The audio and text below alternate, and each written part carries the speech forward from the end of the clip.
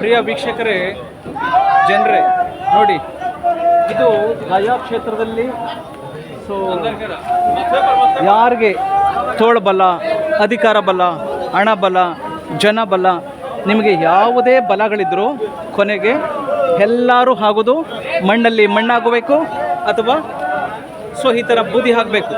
ಇದೆ ನೀವೆಲ್ಲರೂ ಪ್ರತಿಯೊಬ್ಬರು ಈ ಮನುಷ್ಯ ಪ್ರಪಂಚದಲ್ಲಿ ಹುಟ್ಟಿದಂತಹ ಪ್ರತಿಯೊಬ್ಬ ಮನುಷ್ಯನ ಕಥೆನೂ ಇದೇ ಲಾಸ್ಟ್ಗೆ ಈ ಥರ ಬೂದಿ ಆಗೋದು.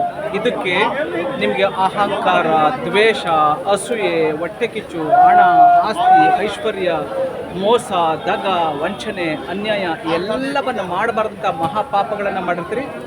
ಕೊನೆಗೆ ಈ ಒಂದು ಮಣ್ಣಲ್ಲಿ ಮಣ್ಣಾಗಿ ಹೋಗ್ತೀರಿ ಅಥವಾ ಈ ಥರ ಬೂದಿಯಾಗಿ ಹೋಗ್ತೀರಿ ನಿಮ್ಮ ಕೊನೆಯ ಜೀವನದ ಗಳಿಗೆ. ನೋಡಿ, ಇದು ತಲೆನ ಅವರು ಸಿಡಿಸ್ತಾ ಇರುವಂತಹದ್ದು. ಇದು ನೋಡಿ ಡೆಡ್ ಬಾಡಿ. ಎಲ್ಲರೂ ನಿಮ್ಮ ಗತಿ ಇಷ್ಟೇ. ಹಣದ ಹಿಂದೆ, ಆಸ್ತಿಯ ಹಿಂದೆ, ಅಧಿಕಾರದ ಹಿಂದೆ, ಮೋಹದ ಹಿಂದೆ, ಹೆಣ್ಣಿನ ಹಿಂದೆ, ಹಣದ ಹಿಂದೆ, ಸೊ ಮಣ್ಣಿನ ಹಿಂದೆ ಬೀಳುವಂತಹವ್ರು ಎಲ್ಲರ ಪರಿಸ್ಥಿತಿ ಇದೇನೆ ನೋಡಿ. ಇದಕ್ಕೇನೆ ನಾನು ಹೇಳೋದು, ಮೋಹ, ದ್ವೇಷ, ರಾಗ, ಅಸೂಯೆ, ವಂಚನೆ, ಅನ್ಯಾಯ ಇದುಗಳನ್ನು ಬಿಡಿ.